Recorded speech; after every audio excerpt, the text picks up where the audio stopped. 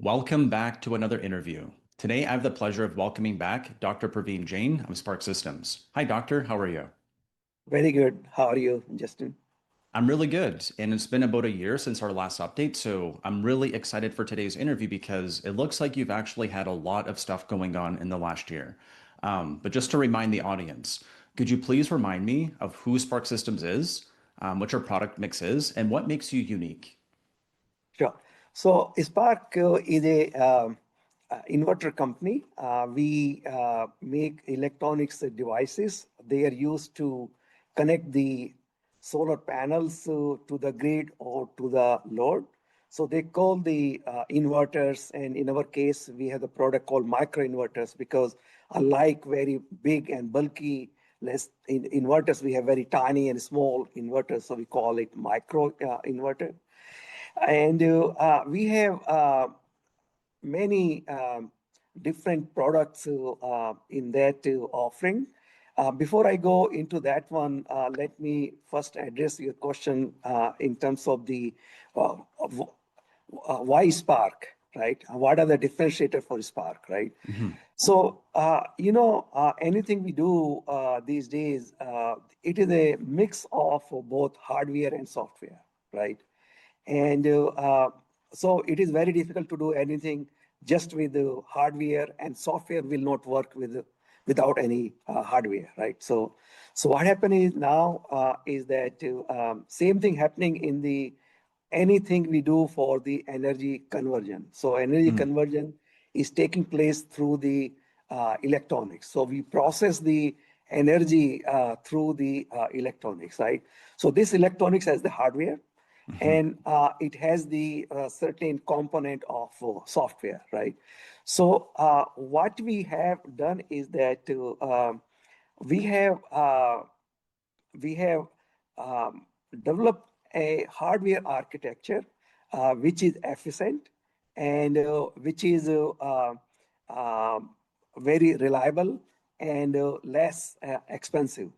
But Mhm. that many people can do that one through the hardware, let's say, architectures and everything. So different people can come up with different solutions. So what Mm. is unique in case of Spark is that our mathematics, which is coded in terms of software, has taken a lot of hardware complexity, and it has been programmed in terms of the equations. So we have Mm. taken the most of the complexity from the hardware, and then we have solved that complexity through writing the equations and then coding the code. So that has given us the best performance at the lowest cost in this class, and Mm. also the reliability of the product, right? So we truly match the long life of the PV panel. If the PV panel lasting 20, 25 years, our product will last 20, 25 years because we have removed all the low life components from our design. Mm. So when I met you about a year ago, when I came to the lab, and I'll leave an interview for sorry, I'll leave a link for our last interview in the description. It was very cool to see the actual hardware taken apart and see the components because it seems really simple. But the same thing could be said about an iPhone. So I think that design is one thing, hardware is another, software is another, but being fully integrated, the best companies control the hardware and the software because they understand how their hardware works and they know how to optimize it. And I'm just going to mention this very briefly too. You helped actually restore power for the Canadian arm up in space. So if you're sending commands up to the Canadarm, I'm assuming that you need to be qualified for that, but then also actually know what command to send. So I'm guessing that the difficulty on Earth might be a little bit easier than it is working in space where you have the delay, there's more complications, and taking that same type of technology and then vertically integrating it into a stack is what makes Spark unique. And then just really briefly too, from the last interview too, we mentioned that what I look for, what Justin looks for in any good company is three things: people, process, and product. And what I found is that I mentioned it last time. I think you're the most prestigious person I've had on the channel for an interview. So that's the people, and your people behind you are fantastic. Especially Majid, remember mentioning him, or sorry, meeting him. Very, very excited in the lab to demonstrate and show what you were doing, your process. I have a future question on some of your partners, which I think have validated your process, and your ramp up also shows that there is demand for it. And then the product. I joked about this last time, but it's very infrequent that you have a improvement and a decrease in price. That sounds like a scam. So when I hear you say it and you explain the reason why, I think that's what people might be missing, is that there is something unique here. It's the people, it's the process, it's the experience, but then also having that vertically integrated stack. Would you agree with that or add anything? Yeah, that is correct. Like we are fully vertically integrated. We have the hardware, we have the software, and we have communication, right? Mm-hmm. So it's like, for example, we are sitting in Kingston, Ontario, in Canada, right? Mm-hmm. And if there is an issue in our device, let's say somewhere in Africa or in India, by sitting here, we can look at the issues and we can solve the problem, right? So Okay. so we are so much vertically integrated from that point of view. So I think what is, let's say, perhaps didn't come out is that so we have one product, and this product is normally, let's say, every product is designed for one particular application purpose, right? So Mm-hmm. what happened is that in our case, we have one product, and this product can be used in many different applications. Let's say, for example, is that we can have the one inverter, which can be used on grid, off grid, or in dual Mm. mode, or even let's say running the solar water pumps, Okay. and the same product can be let's say tweaked by using the some software or remote control, right, and Mm-hmm. to apply that in the telecom towers. And the telecom towers are, let's say, there are about 5 million telecom towers worldwide, right? And Okay. now all these towers are, they're not in one place, they're throughout the globe, right? Mm-hmm. And each geographical locations is governed by the local regulatory requirements, plus the geography, like availability of the grid and so on. So it needs to be operated in a multitude of different scenarios, right? So which one product cannot do? But we are perhaps the only product available in the market where same product can be used in any applications in telecom, right? Okay. So which is a very powerful, let's say, uh, which is a very powerful feature, right? So what Mm-hmm. happened is that we not only reducing the cost of our product, we are also helping reducing the cost of the overall solution, right?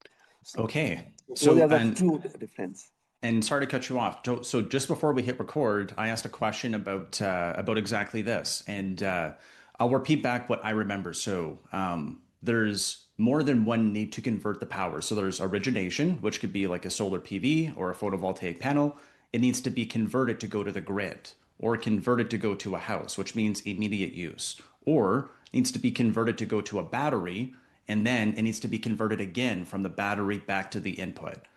So there's origination, there's the actual use case, there's the storage to the use case. There's all these different methods that the power needs to be converted. And that could be DC-DC, AC-DC. This is beyond my pay grade, and part of the reason why I want to ask you. And then second part that I remember is the communication part. So my next question is exactly this. It's that is maybe the reason why Reliance's Jio is partnering with you, because they could see a benefit with this as well. And what I heard from Jensen Huang, who's the CEO of the most valuable company, is that Geo's network is probably the most important asset in terms of the AI revolution, because it's the largest privately held telecom. That's a pretty big vote of approval from Jensen. So I'm curious on your take. How is the relationship with Reliance and Jio going? It's going very well, and we formally started to work with them about 18 months ago under the our agreement with them.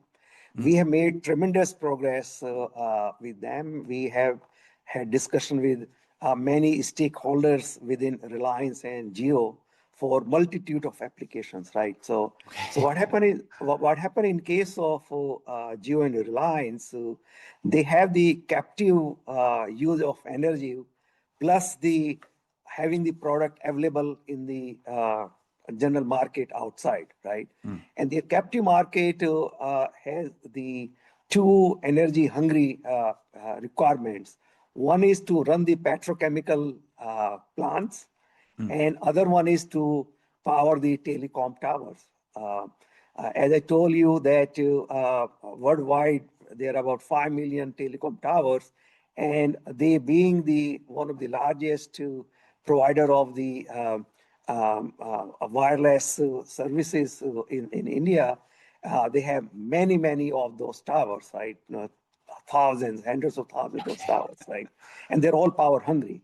So one Hmm. of the thing is that our product is very well suited for those applications. Like they don't have to make any change in our product. They can use this Mm, product to with the control of their, let's say, software in any telecom application. And then at the same time, the same product can be sold in the market for residential or commercial application. mm. So this is the power basically of the energy management. How do you manage the energy in different applications? So that Okay. power of the product through our mathematics and software is the real big differentiator, and that's why I think I do not know exactly, but I feel that was one of the reasons why they selected such a small company, Spark from Kingston. Your merit spoke for itself. I think a good way to relate this is to space. You might know the number. I know it's very expensive, but I know that for every pound sent to space, it costs a lot of money. Yes. I don't know exactly how much, but if we take that same application and put it to a developing world, it's more important to make sure that things are efficient, small, effective. And if you're sending a command up to space, it doesn't cost anything. It's just the data. The hardware is what matters as well, though. So I think that's kind of what you're alluding to, where Geo might recognize that we need this to be cheap, we need it to be effective, and that's because of our market. They can't afford to spend these high amounts. So it needs to be built to purpose.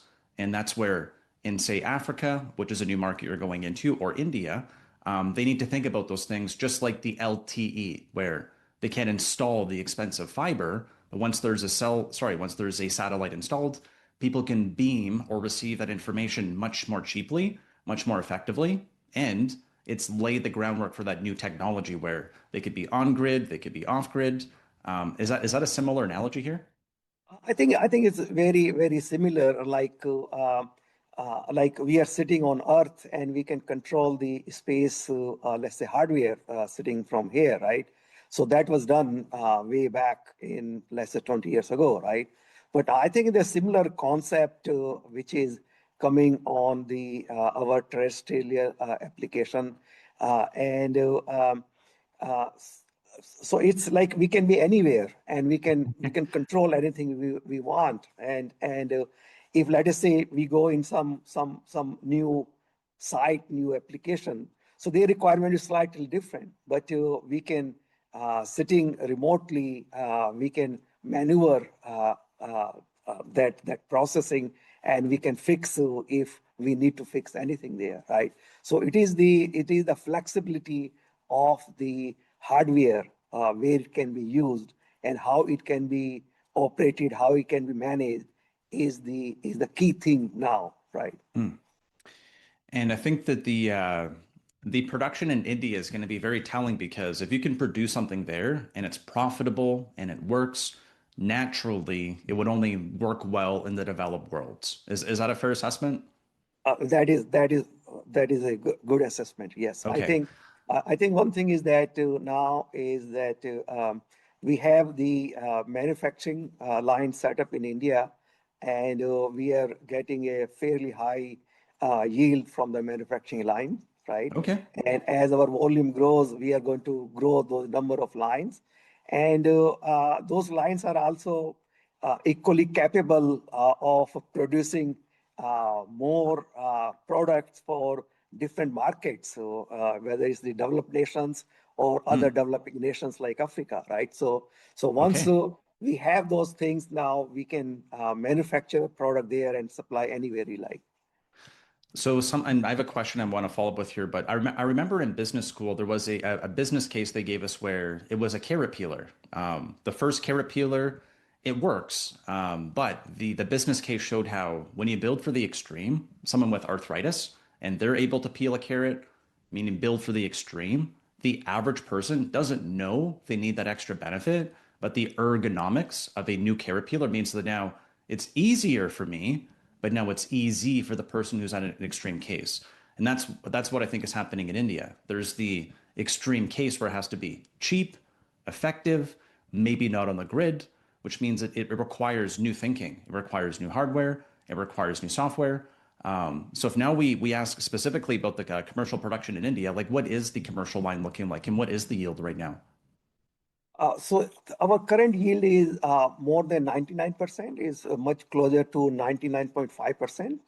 And Okay. I think is that we spend enough time to fine tune the line to achieve that kind of yield, Hmm. right? So like the first go when we started, so we already had the 95% plus yield, but it took us good, I'll say 3 to 6 months to take this yield from 95 to 99.5%.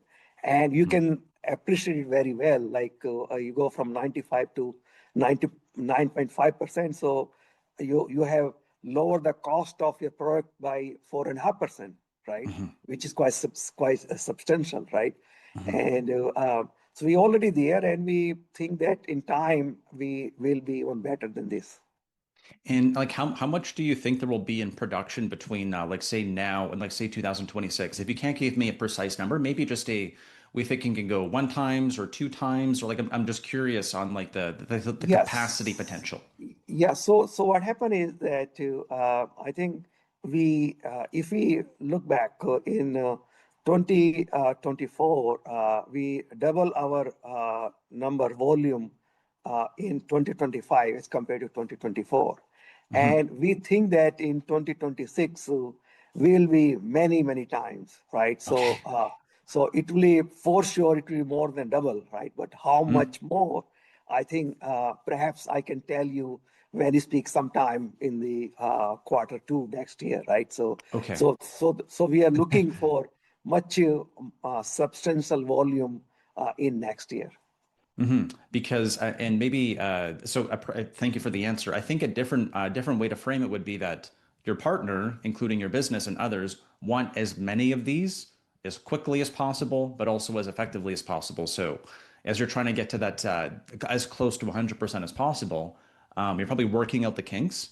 And I think that everyone wants the product. So it's encouraging to hear that it's doing better because I had to look through your recent financial statements and I noticed a few things, Doctor. I noticed that revenue is increasing. It's much better than the previous year. I noticed that the cash burn is decreasing and you still have healthy cash reserves. So the way that I look at that as a company that is going from idea or concept to production and then to commercialization. So where do you think the company is financially as it meets up against that line? So like idea or concept, production, and then commercialization or ramp up. Where do you think we are? Yeah, so I think is that one of the beauty in our agreement with the Reliance and Jio is that they are taking care of all the working capital for the product, right? So what happened is that our investment is to to develop the product and to provide the support to Jio, right? That's pretty So incredible. Sorry to cut you off. Like, so they found a Canadian who lives in Kingston, and they said that's our guy. and now they're going to pay to help you produce and go from a good yield to now 99.5%. Did I hear that correctly? Yes. Congratulations. That's very impressive. Yeah. Thank you. Thank you. Yeah. That's good. So I think is that in our partnership or arrangement with Reliance is a win-win situation, right? So I think is that they always go for the best technology in any class, right? That's what they do, and then through their volume, they bring down the cost of the product, right? That's how they've been doing in the past. That's what they're doing now, and that's what they will continue doing in future, right? So it is a win-win situation. We are not, let's say, we don't need very high working capital, and we can achieve these higher volumes through this partnership. And then once we go into the even higher volumes, then we have the rest of the world basically to go and then address those other markets. Okay, and that's something that I've heard Ambani say before is first principles are important. So this is kind of what you're alluding to as well, where let's get it right for the extreme case, which is going to be India. And then there's export potential as well, because this could be a technology which could actually help the whole world. And if there's profit to be made in India, I'm guessing the profit margins, like you mentioned, would be dramatically better in areas like Europe or areas like the US or other developed nations. So that's really exciting. So that's a good segue to my next question here. I saw an agreement with Tumi Clean Technologies for sales into Africa and for Ghana production locally. There's a lot in that news release. Could you please provide some details on exactly what that means? Right. So as you know, that of course we are putting a lot of attention to this one customer, very large customer in India. But at the same time, we are also trying to see what happened somewhere else in a different part of the world, right? Mm-hmm. So we had been trying to get into Africa, and you know, Africa is a very challenging continent,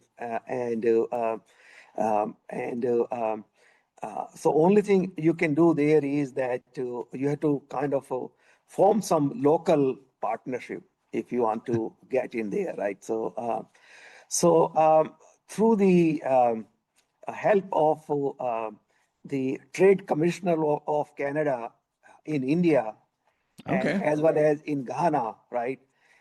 We are they help us in identifying this company called Tumi, right?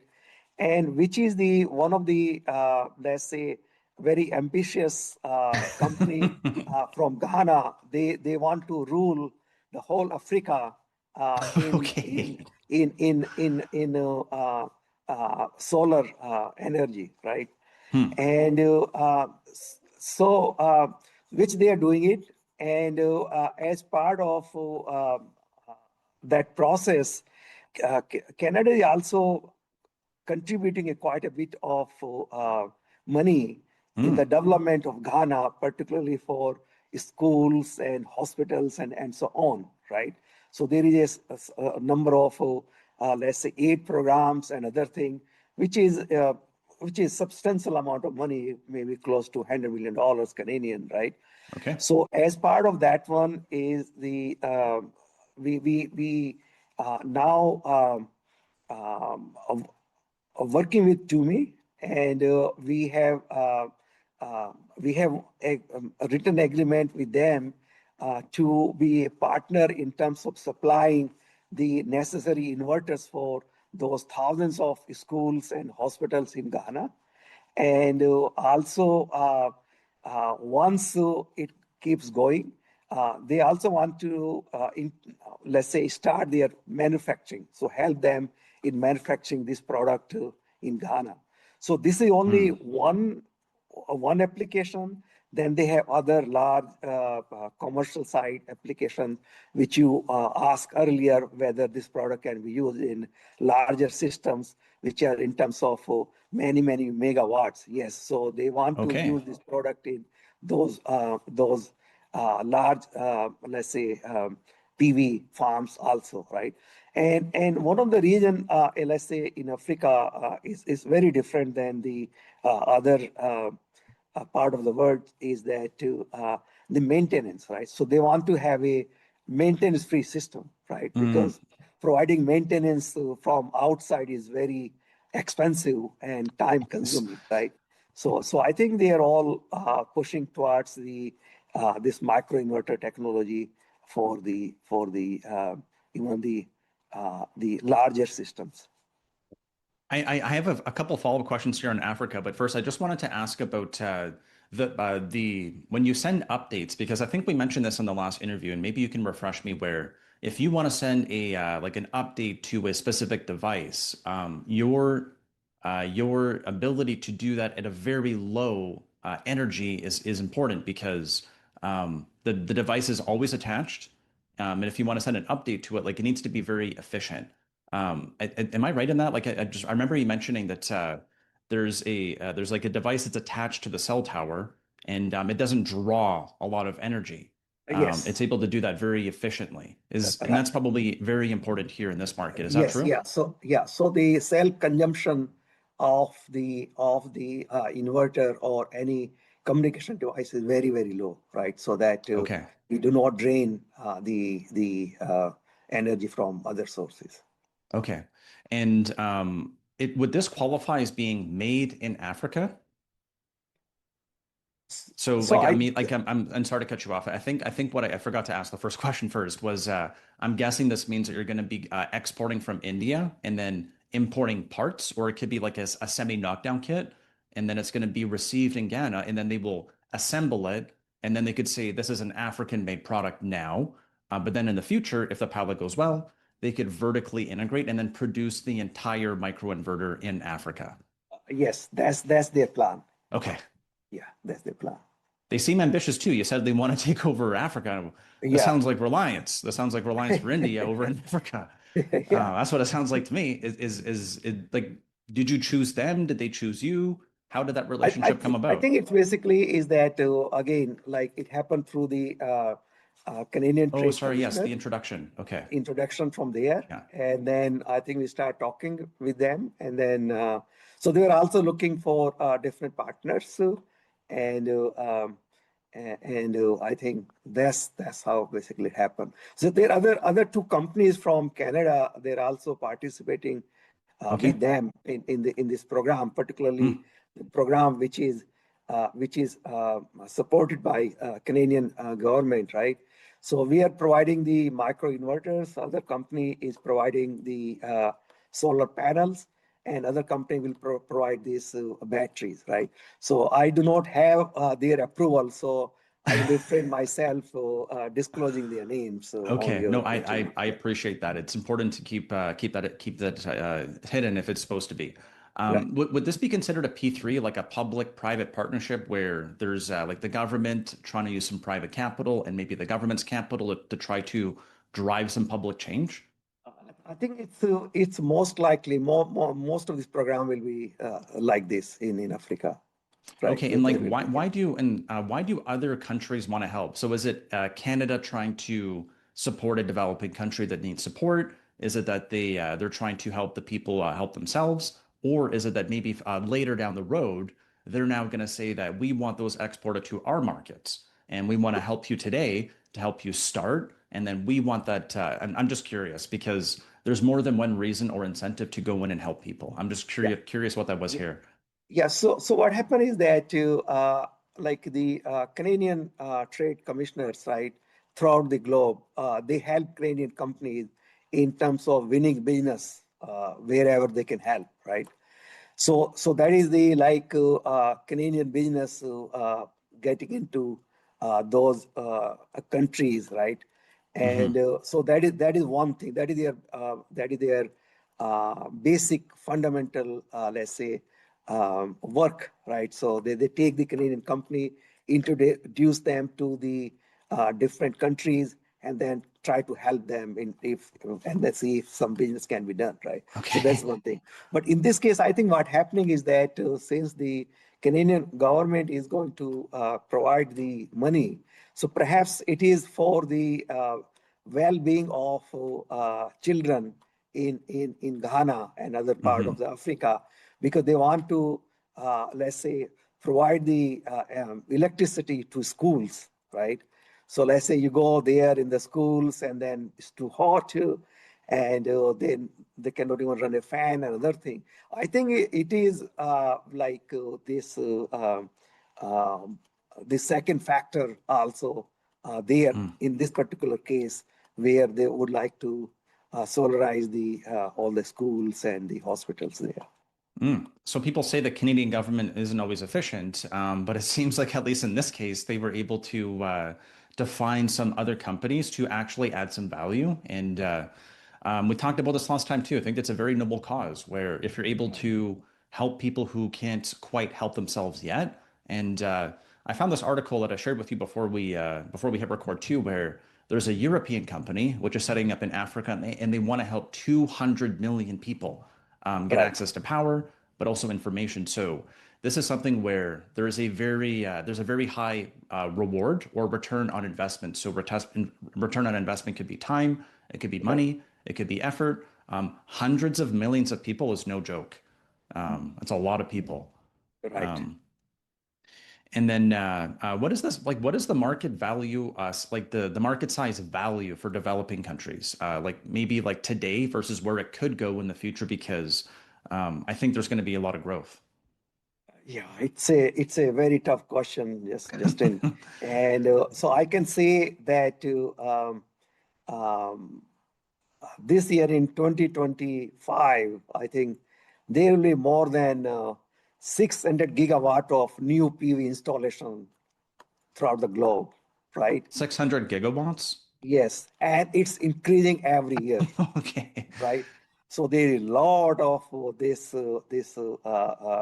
PV deployment which is happening, and I think it is happening more now in the developing nations, and because of this energy security, right? So like everyone want to be independent of other countries in terms of energy, and I think it doesn't matter what kind of a political differences and opinions we have.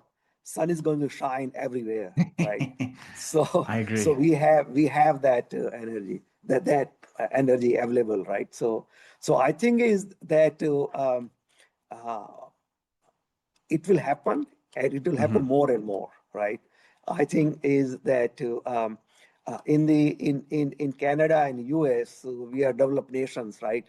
And something we do here is not only to fulfill our own, let's say, own requirements, but we are also here are the leaders, basically, to lead the world in terms of the making the world more energy self-sufficient and so on, right? So I think it's that factor also here. So I'll read you a quick quote from the article, and it's from Bloomberg, so it's trustworthy. It says the Kenya-based company, which is raising $700 million today, will recycle the capital by selling pay-as-you-go solar devices, and by 2030, plans to have supplied more than $5.6 billion US of equipment in addition to what it is already sold.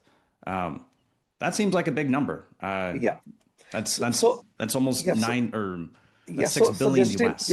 Justin, what happened is that the in the developing nations, it is very hard for the let's say uh, end user, let's say the owner of the houses or whatever they have, to Hmm. come up with a capital investment, right?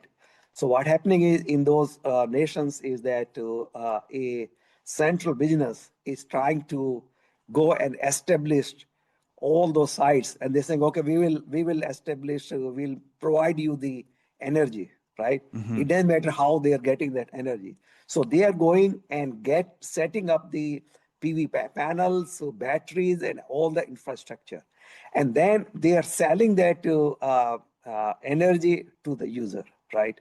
So the user Mm. does not have to pay for the upfront capital cost. So they're only Okay. paying the cost of energy, and I think that is a big, let's say, advantage there in those countries where we lack the capital. Okay, so I'll repeat back an answer from a previous question. So, public-private partnerships. So, the government entities want to help and make sure that companies are set up for success, and then the capital market and the private companies can go in and actually build the business model. So, what it sounds like, and that was was one of my top questions here is how much is it going to cost? Who's going to pay for it? So what I'm hearing is that it's economical to do this in developing countries like Africa or India. They can depreciate the asset over a long period of time, and because they're a private company, they can go borrow like this one is, or borrow like Reliance, and then they're able to deliver that end product to the user at I'm guessing an equal cost or maybe cheaper than what they're paying now. Cheaper. It is cheaper. It's cheaper. Okay. Yeah. So that like it is the solar is already cheaper than the conventional electricity. Okay, and the easiest comparison for me would probably be something like a SolarCity. People might be familiar with that one, where they're Right. building their own grid. They're a private company, and they have a different type of business model depending on what people can afford. If you want to have the panels or not, or if you want to push back to the grid or not. Is that similar in this situation? Yes. Yeah. It's very, very similar situation. Okay. Yes. Yeah. So there's Yeah. more than one way for that because the economics is what I'm really focused on here. So if Geo or this new partner can produce a vertically integrated energy system, which goes from origination to storage or from sunlight to night, because you have the same needs as at night as you do during the day. And without a base load, you need to store that power. Right.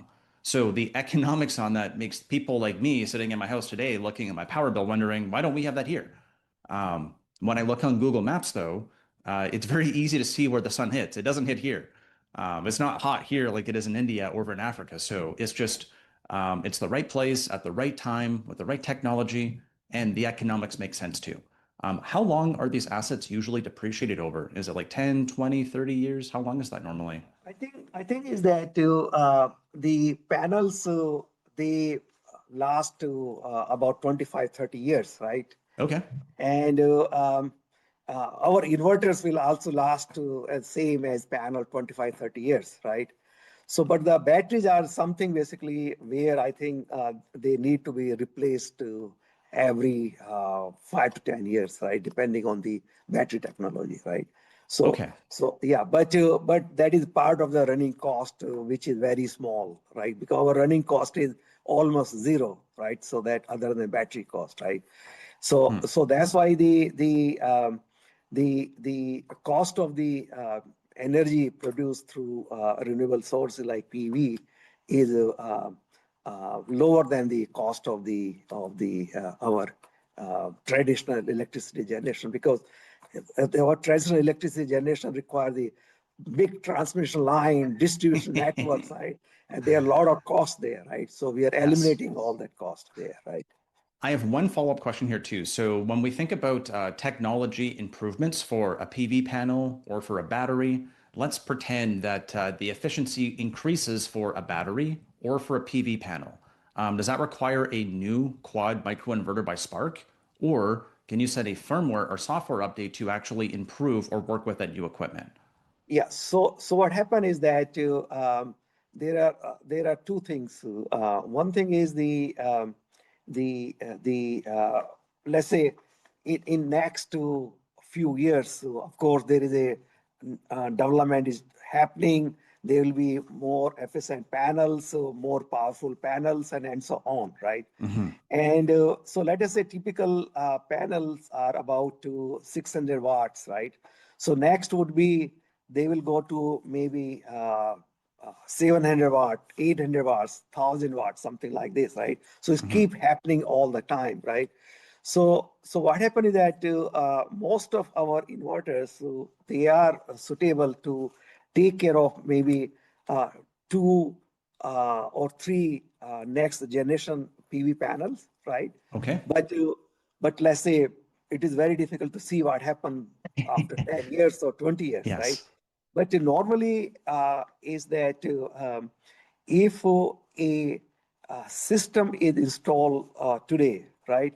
and it is working fine. So there is no need for anyone to It's replace it self-contained. until Okay. until basically you go to the end of the life, right? Okay. So that's why basically I think we are good from that point of view that we will keep supporting the all the panels what Because is what I was thinking in practical. my head was, and sorry to cut you off. I'm a rude person. I apologize. um, I'm just excited. I can't help myself. Because what I was trying to get at here, and this is what I'm really wondering is, you're not competing as much on the hardware. You're going to allow the other people to do that. So there's improvements in PV. There's improvements in the batteries. If you have a self-contained, off-grid, vertically integrated energy creation and management, that is excellent. But Right. for you as the company, it also means that if you're trying to improve the yield on the line, I'm guessing it would be more tweaks because it's more the actual production, not the technology, which would have a big change. So if they were using, per se, a new technology in say 1, 2, 3 years, where we don't know what that will be, it will likely have Yeah. most of the same components of the same inverter, whether it's origination to Right. Right. storage or the other way around. Is that right? Yeah. No, that is correct. Okay. But I should also say that from the technology point of view, we are not going to stand still what we are today, Yes. right? Yeah. So what happened is that we are planning to do a lot of backward integration, and that lot of backward integration will help us in terms of right now we are using some 150 different components in our inverter, right? Our Okay. plan is that through the backward integration, we reduce that number of counts from 150 to maybe 15. Okay. So that Sorry, will can you that repeat that again? How many? Sorry. we have about 150 different components, discrete Okay. components, right? And through the backward integration, what we're planning to do, semiconductor integration, we are planning to reduce those components to 15, 1.5, right? So So then 90% reduction. yes. So then what happened is that at that point, our product become so so cost effective that you don't need a different type of inverters. Okay. Where my brain naturally goes to is something like because we talked about the cell towers before. There's 3G, there's 4G, then there's 5G. Well, I'm carrying the same hardware device, the form factor, but the improvement is dramatic. And the person who makes the extra money is the hardware producer because they don't charge me less. They just provide a better service. Is that a similar way to think about this? Because if that's the case, this is incredible. Yeah. So what happened here is that so Justin is that in PV industry there are three different type of inverters, right? Okay. And so the for the large, let's say in terms of hundred of megawatts, gigawatt systems, right? So Hmm. they use these central inverters, which are very big. The one central Okay. inverter can be size of a three-bedroom house, right? They're Mm, so big, right? So what happened is that we know that in terms of performance, nothing give better performance than the microinverters, right? mm, But they are most expensive too, right? So now what hmm. happened is that for certain applications, we can compete very well, right? Mm. But then when you come to the large systems, they are central inverters, right? And those central inverters are cheap, very cheap, right? So once we do the backward integration, then our cost of our inverter basically will be similar or lower than the central inverters. So that Hmm. time, the whatever PV is installed anywhere, so that whole addressable market is ours, Okay, so I know you have a which is background. I know you which have is a very big background. deal. Yes, that's because my brain is already thinking. I'm thinking of this for you because I'm a layman, right? I'm not a genius. I don't try to pretend to be one on YouTube. What I remember when I went to business school, we learned about the first computer. It was huge. There were tons of tubes everywhere, Right. and the computer that used the NASA landing was like what we have in our, it's my phone is more powerful than what sent the first man to the moon. But the Exactly. improvements that I recognized were that it was heat, And then eventually, when that technology was reduced to a form factor, it could be applied to a phone, it could be applied to a laptop, it could be applied to anything. Then the next big improvement was solid state, where same thing. If you have a fan on your hard drive, it's not that it's not effective. It's more effective than the previous version, but the solid state can now be solid. The cooling is much more dramatic, and the form factor or size can go down. So when I heard you say, it's why I asked you to repeat, 150 components down to 15 or a 90%. What I'm thinking is this sounds like it's the giant calculator, which was the giant vacuum tubes, turning into like a solid state type of device. Is that a fair way to think about it? Yes, that is correct. So it's basically is that I can give you this example is that so right now, let's say our microinverters are the half the size of our notebook, typical notebook, right? Okay. So then our inverters will be more powerful, more efficient, and at the size of iPhone. The size of an iPhone. Yeah. And this is a microinverter, like a quad microinverter where four things can This plug into this it. is this is this is microinverters. It's very difficult to see whether it will be single or it will be four. Okay. Yeah, yeah. Okay. So So it is a we what I'm trying to say is that we do have a deep let's say technology roadmap. How do we go okay. further from here, right? So Okay. yeah, This is, first of all, congratulations. That's a really big deal. What I'm thinking about is there validation for this? And again, when I joked before that there's a P3 where more than there's intergovernmental work happening to get coordination, and I'm guessing that they can choose from any company. So when they go install and you're getting help from the government in Africa, they can get help from anybody. So you earned your merit there. And same thing over in India where you earned your merit. And they're thinking the same thing. Hey, if we hire Spark Systems today and the technology tomorrow is better, are they going to be able to go with us? Is this really the best today, but then also the best for tomorrow? And that's what I'm exactly. hearing. I'm hearing that you have the Yes, best today and the best tomorrow. right. Is that right? Yeah, that is correct. Absolutely correct. So is this Absolutely. like is the goal to get to be like a solid state type of device? And I'm curious on your take on what that actually means, because what I understand is that the if it goes idle, the amount of energy to keep it on is dramatically less because there's no fans, it's solid, it could be going into hibernation more easily, but I'm not the expert, so I'm really curious what you have to say. Yeah, that is correct. That is correct.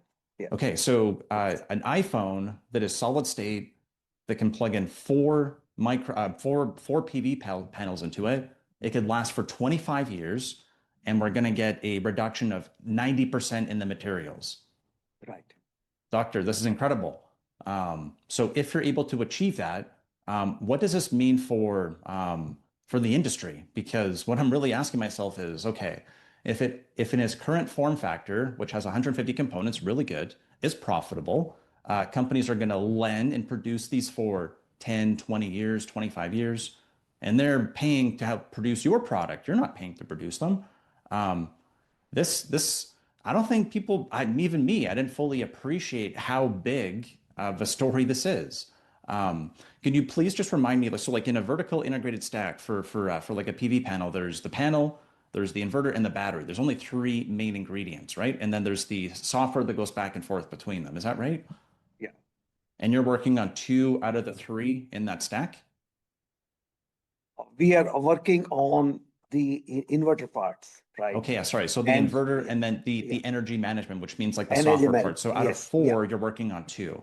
True. Yes. Um, that's pretty incredible. So the other part that I heard you mention, and I'll jump to my next question in a second here, was that the chemistry in the batteries are not quite where they could be. So they might only last for say 5 years. So if in terms of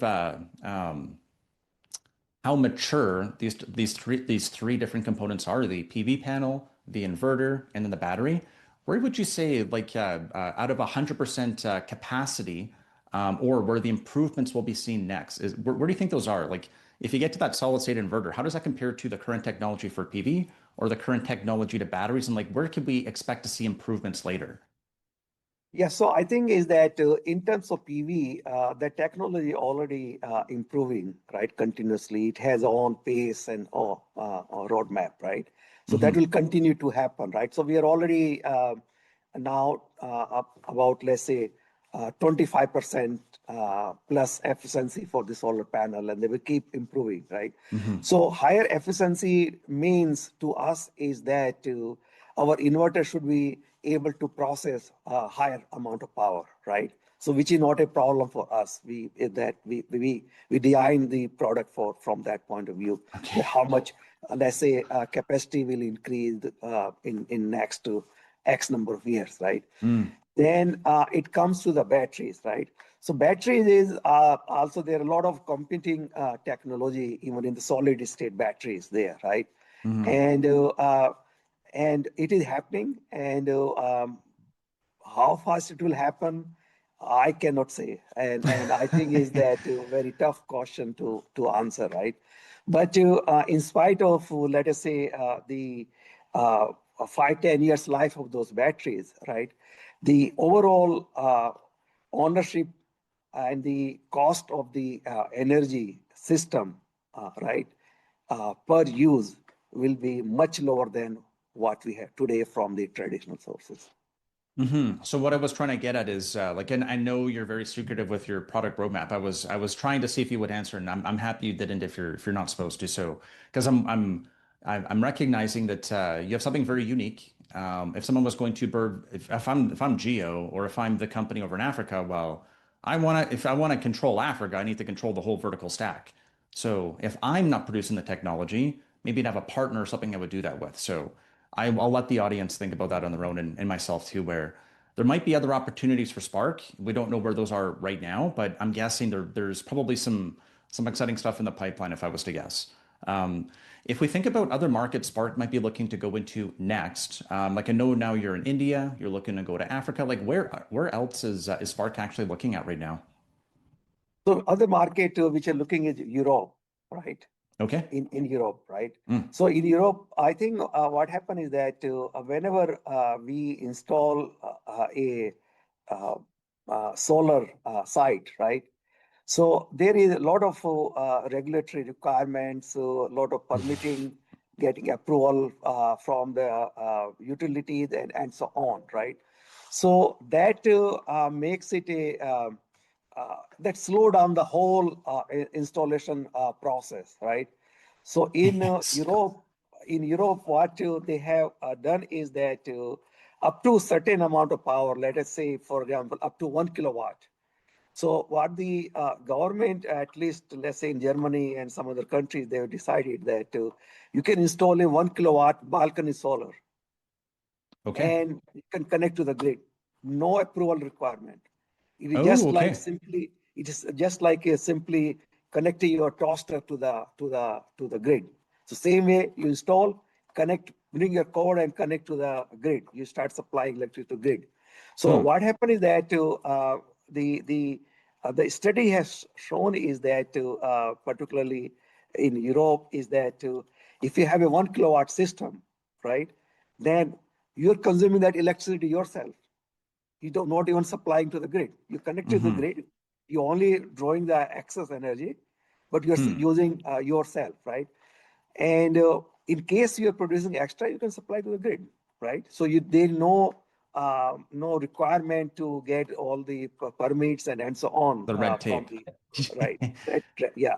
So So this that is one thing. What we have done there is that compared to our competitor, our competitors, what they do is that they have, let's say, for 2 panels, they have 2 inverters and 1 communication device. So they have 3 physical electronics devices. okay. We have combined them. We have only one. So Yeah. that's the other market which we are exploring right now. Okay. So I'll again, for you, this might seem like a no-brainer because you're literally a genius, and you've again you've received accolades from our country and from others. You've gone to space and helped us. When I hear that, I'm thinking this is the future, but people just don't know about it. So when again in the lab, what I saw was it was a rooftop solar installation, and you showed me exactly this, where um, when I think about because my first thought when you mentioned that was it sounds like we're off grid, but in the city, where I don't need to draw from the city or draw from the utility, but I can push back if I need to. I can get my relief. So I have my base load. My base load could be my rooftop installation, my balcony rooftop solar, and balcony rooftop solar can be installed in an apartment. It can be installed anywhere. It's a small enough panel, and then for the consumer, less is more. The panel size is the panel size, but if the device could be one device, it means that if there's going to be a 99.5 or 99.9% efficiency, well, that's one device, not three. So it should be cheaper, it should be more effective. And then if you can actually push those updates more seamlessly, like through a software update or something, that seems pretty incredible too. Yes. So Yeah. how did you create that? Is that taking the quad inverter concept and then just turning it into two because there's only two panels on a rooftop solar? Yeah. So I think it is very similar to the quad, let's say, concept. Like rather than we Hmm. have four, we have two, right? And from the hardware point of view, we have the less hardware, but we have integrated the communication and the energy management part of the inverter, right? So which is a major thing, Mm. right? So which we have. So something I've heard recently from like one or two other companies is something called energy as a service, Mhm. where now they're thinking as software as a service. That's one of the best business models ever. But there's a joke that there's no internet, so there's no internet without your computer, but there's no internet or internet without power. So power is the basis for all technology we use. I'm Sure. talking to you through the internet, through power. Right. I'm using all my things through power. So power is very important.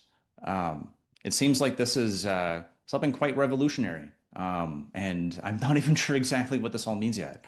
I have one more question I want to sneak in here because you mentioned that commercial and utility is really where a lot of the big innovations happen. But this seems like a really big deal. If I take 1 kilowatt times 1,000 and then I times it by 1,000 again, like that's getting to be pretty big numbers. Right. Um, Right. Right. what is Yeah. the goal is the goal just to always feed that back to the grid, or is there a way to like kind of So store that energy more? so what happened is that one thing in energy is that there has to be instantaneous energy balance, right? Okay. So if so, what we are doing is that we have the sun, we have the grid, and we Okay. have the load. We have three Okay. things, right? So there has to be instantaneous energy balance, right? Mm. So now what happened is that let us say our panels are matching the demand of the load, right? Hmm. But load may change up and down. So when the load change up and down, what you do? So what happened during that time? We are basically feeding some energy to the grid, or sometimes we're taking some energy back from the Mm. grid, right? You're throttling So it. Okay. yeah.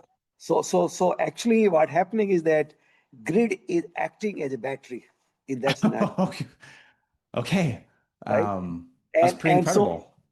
and so what happened there is that so the real thing which came which is there is that removing that red tape of regulatory let's say permits and other things, right? So Hmm.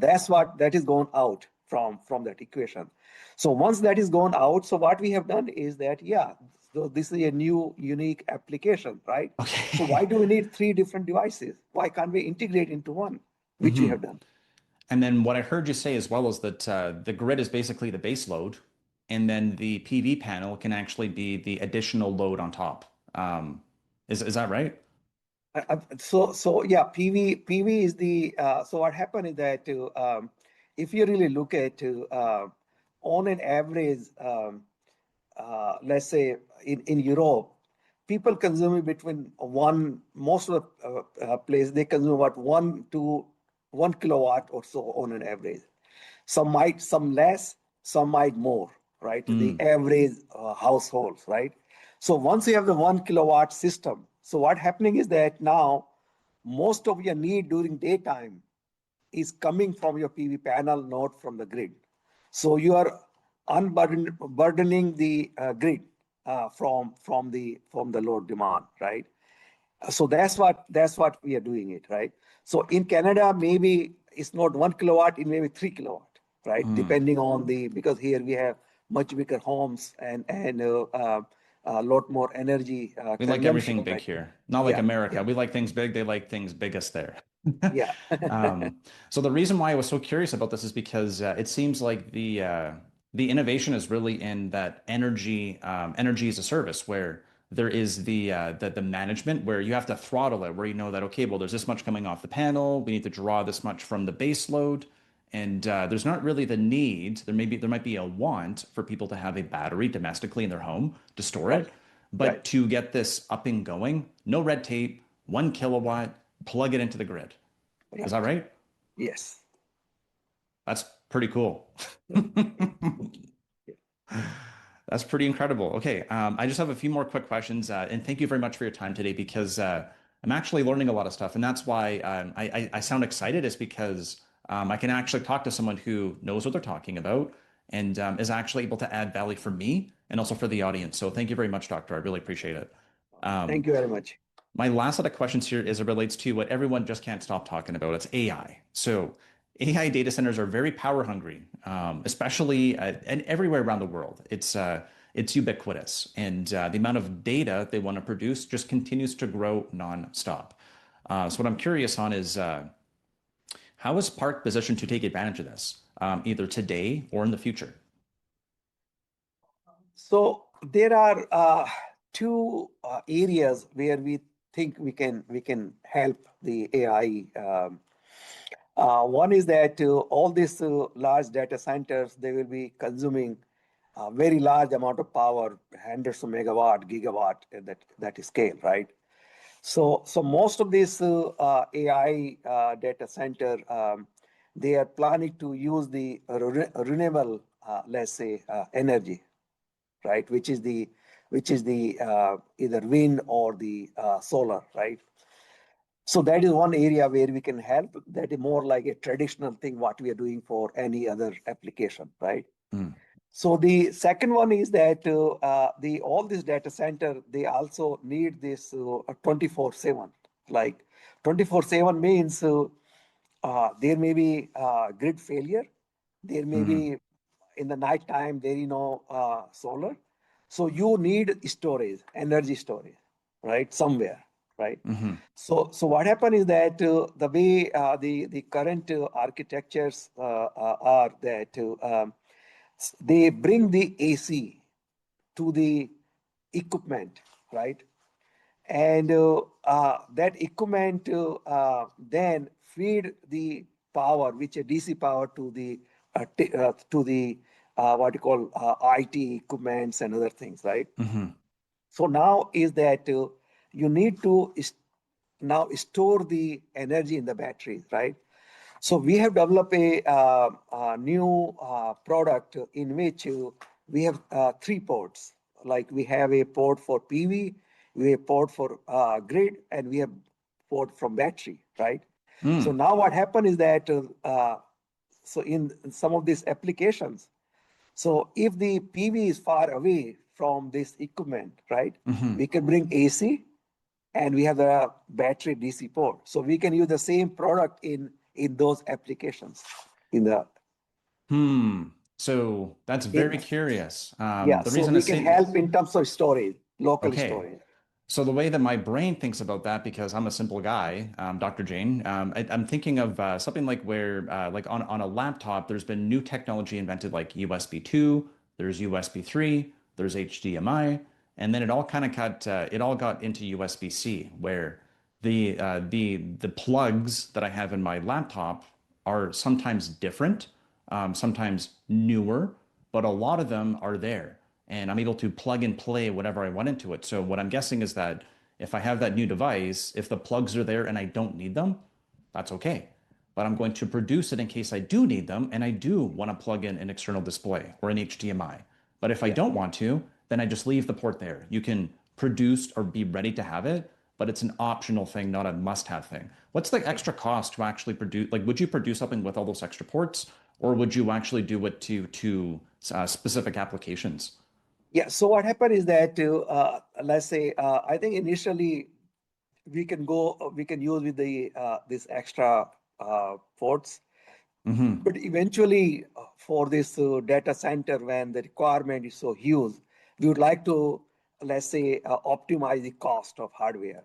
So at Mm-hmm. that point, we can simply don't populate that port, right? So there are no electronics Okay. from that port, right? So that we can save that cost, right? So this So sounds yeah, this sounds sorry to cut you off. This sounds just like what is happening between Google and NVIDIA right now. So NVIDIA has a GPU or a graphics processor unit, which is a general purpose processing unit, and now something like a Google has a TPU or a tensor processor unit, which is a ASIC, which is specialized for a specific use case, a specific application specific to Google stack. right. But they can still add NVIDIA chips into the stack. It's just more general purpose. So general purpose to start is what I'm hearing, but you are also working on that specialized kind of TPU type of unit. Is that a good way to think about it? Yes, yeah, Okay. yeah, yeah. It's just when I'm hearing that, I'm like, this sounds just like the biggest companies in the world.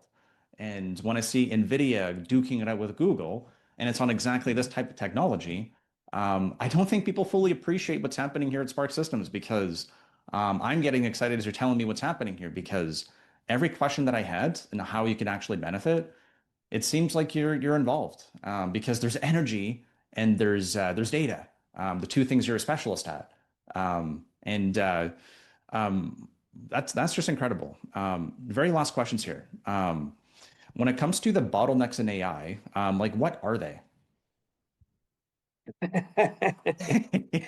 Because I'm hearing from different people, but I don't want to tell you the answer. I'm curious what you think. That's why I'm asking. Well, it depends. So, how do you define AI?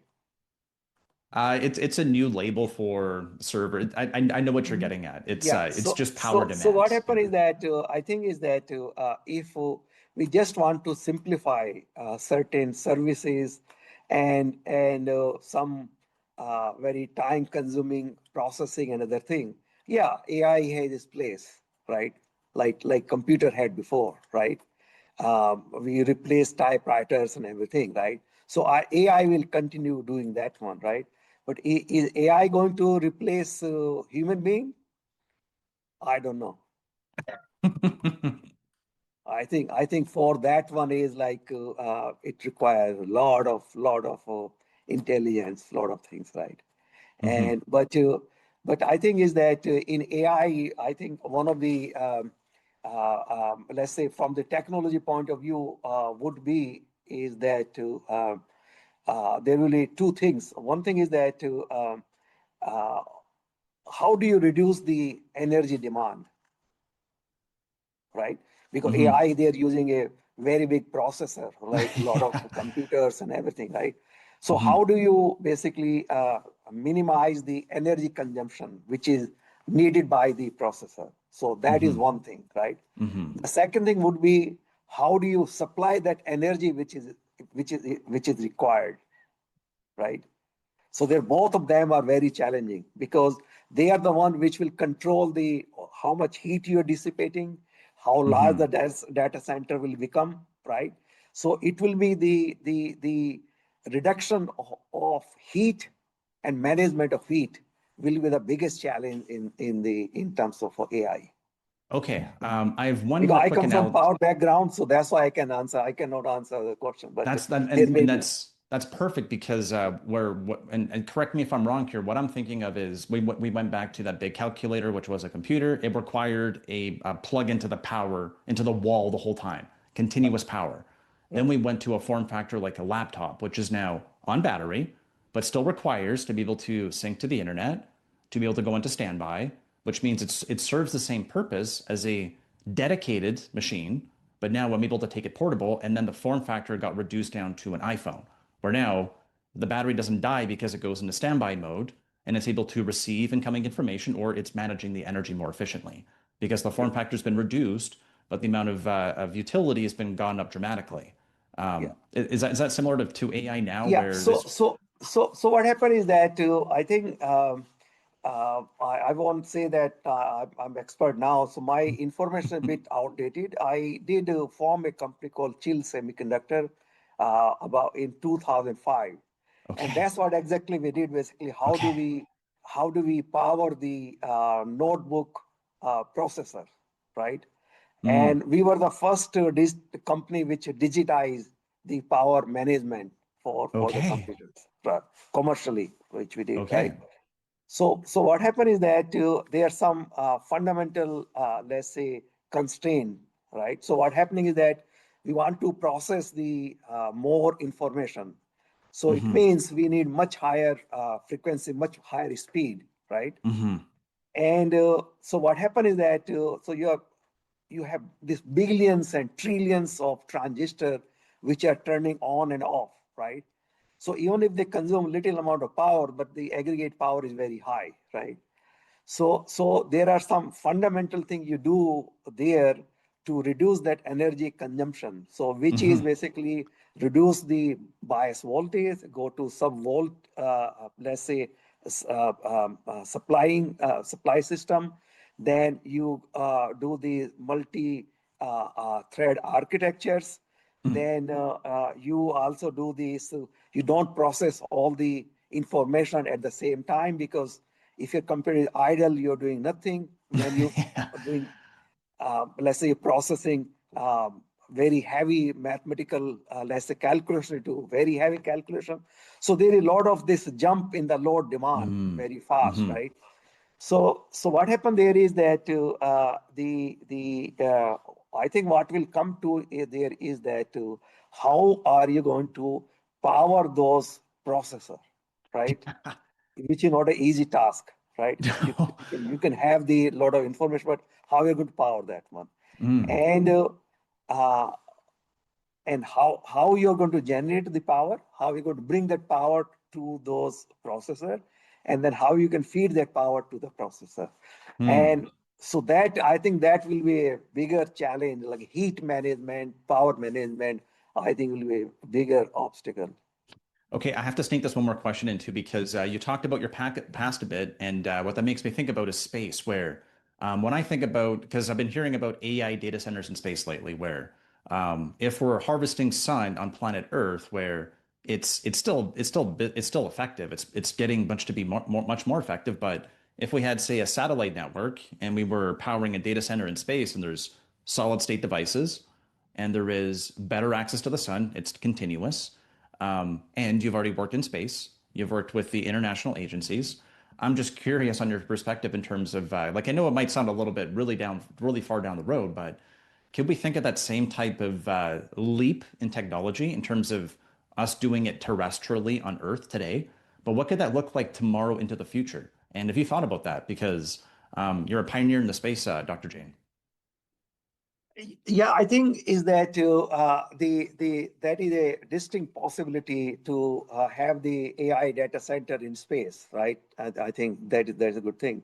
But something I think is we have to look into is that the problem in space is there is vacuum, and when vacuum there is no convection cooling. Mm, So okay. what happened is that to remove 1 watt of loss on Earth, right, is much easier than removing 1 watt in the Oh, space. okay. I So never thought of that that. will, yeah. So I think is that it is good thing to talk about these data centers on the in the space and everything, right? Hmm. But maybe their physical size becoming bigger. Okay. So, because what I thought is it's really cold in space. I know that. I know it's really cold, but like to your point, No, if it's a no. vacuum, So, okay. so what happened there is that it is cold, but it faces the sun. When it faces the sun, the temperature is much, much higher than on Earth. Okay. Okay, that makes sense. So, Yeah. So what happened is that let us say the space station, for example, right? hmm It will circle around the Earth, I think, every 90 minutes, right? hmm My information is still very old, right? But still, every. So what happened is that during that time, it goes through night and day, and nights are very cold and days are very warm, right? So that is a very big challenge, right? So I Okay. think I think is that the AI data center in space. I think that Nice again, idea. This is Okay. a very nice idea, but I believe that AI as such is a physical thing, physical device, right? So the thermal management, right? Hmm. Power generation and thermal management, these two will be the biggest obstacle, bottleneck. Okay, I promise last question because I'm a bit of a nerd and I apologize for that. And No problem. so when I think about this, again, a little bit futuristic, a little bit sci-fi, but there's things called Dyson swarms, Dyson spheres, where you can harvest. Like I'm thinking, if we had like say a satellite network out in space, it could harvest the power and then maybe beam it back down to Earth, and we could use it there. You could do something like a wireless technology, which you know is improving, or you could do something like a diamond nanotube or a carbon nanotube, which could transmit the information and the power. So origination might happen in space, but you could push it back down to Earth and then power the data center here. Am I off base there, or how would you tackle this problem if you were going to go after it? Because it sounds like you've thought about it. It's a, I think is that that is a very that is a topic of great interest for last to maybe 100 years or 75 years, right? How do we Hmm. power, beam the power from the space to Earth, right? Hmm. And I think it will be much easier to produce that power on Earth itself. We have sun. Sun produce Okay. enough energy, right? So what sun can give in, let's say, 4 hours, it's enough to power the whole Earth. Okay, so this is this is too futuristic because Too today, futuristic. Yeah. if we were to last question because this will probably really bring it home for me and maybe for the audience because I'm thinking of what I'm reading in the news, but you're telling me I've been in space, I fixed a problem in space. What did you help actually fix with the Canadarm again? Sorry, it was a technical malfunction, right? So usually how I like to solve problems is I think about what could go wrong and then try to avoid what can go wrong. So you already know what went wrong because you went and helped fix it. So it's My very thing was exciting. basically, Yeah. I work in there on the power management technology. Okay. My main thing was basically the on the power management technology. How can we power the space station? Right. That was my main work on the Mm. space. And that's where you realize that like because I didn't even think of that, the vacuum. So we think, okay, well, it's really cold, but there's a vacuum. So you have Yes. a dilemma there. Yeah. And So you're thinking that's a nice yeah. story. It's not a So that's what business. happened is like in coal, we go to really cold temperature, right?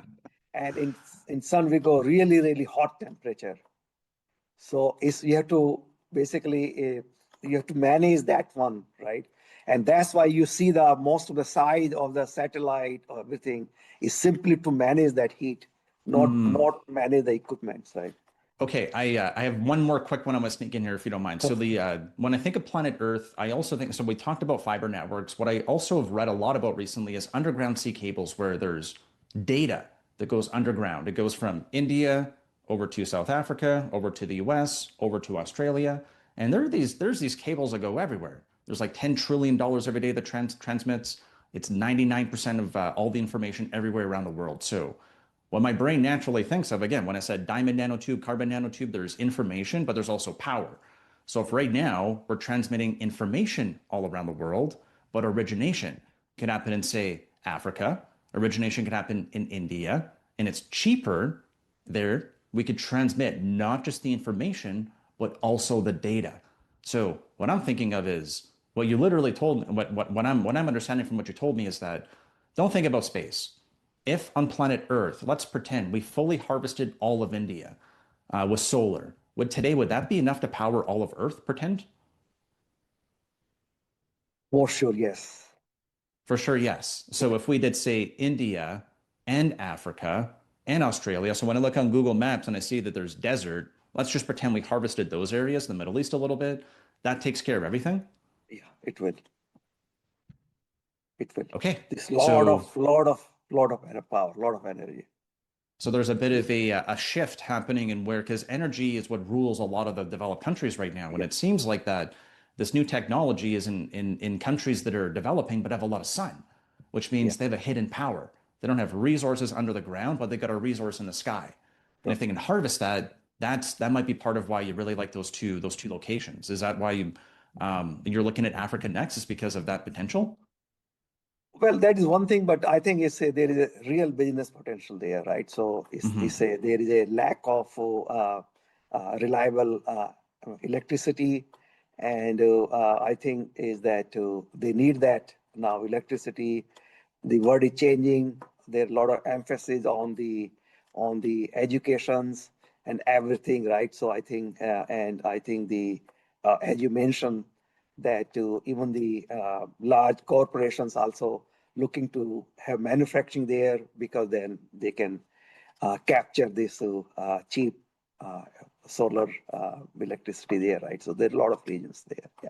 Okay, so I'll repeat and we'll wrap up with this. So I'll repeat back like two or three quick highlights that I remember here because these are the most important things that I remember, and then you can correct me if I'm wrong. So space is a nice idea for tomorrow. It's still sci-fi. If we're able to capitalize on planet Earth today, we have more than enough power than we need to power everything.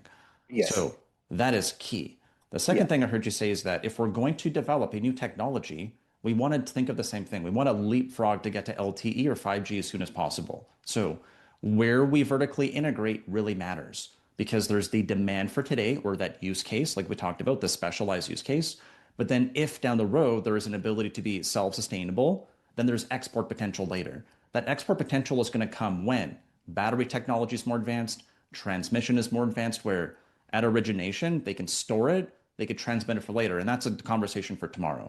But for Spark systems specifically, everything that I heard you say is that the microinverter you're making today, the iPhone that has the different ports in it, you are prepared for, if I was to guess, like the next 5 to 25 years.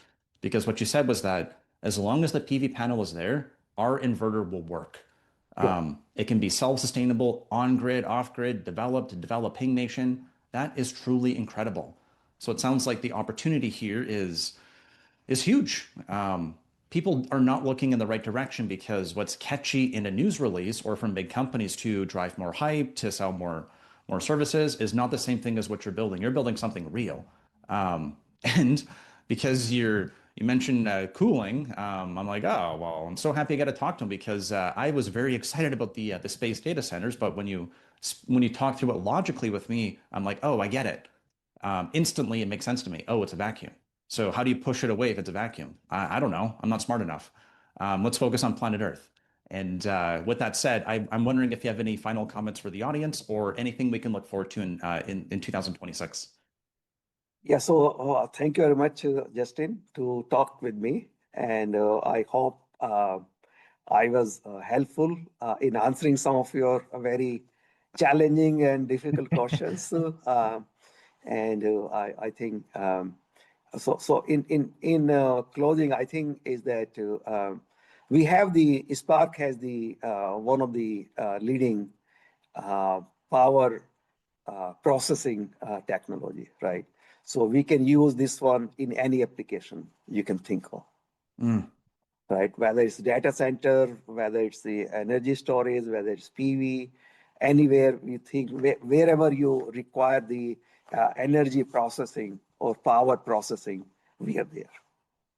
I was really happy for this interview, Doctor, because I can see the smile on your face because I'm thinking a lot of times, like when you're an inventor, what you really want is to see people using your technology. And sometimes in the business world, you get ground out because you got to make these corporate decisions. You got to worry about keeping your investors happy, and you're like, I want to invent cool stuff and go help people. So it really sounds like you are taking your whole decades of experience in all these different fields and you're tying it all together into Spark Systems. So the question at the top was, how are you unique? I think you did an excellent job to give us specific examples on how you do have a unique value proposition. And I'm looking forward to maybe a chance to do another interview with you. And then for the Sure. audience, please just make sure to read the description for full disclosure details, including that I did purchase stock in the last week, including at the ask and in the last hour. That might have impacted the share price. And if you want to find out more, please just make sure to read the description. And with that said, thank you very much for your time today, Dr. Jain. I really appreciate it. Thank you very much, Justin. Thank you. Thank you. Thank you. Bye.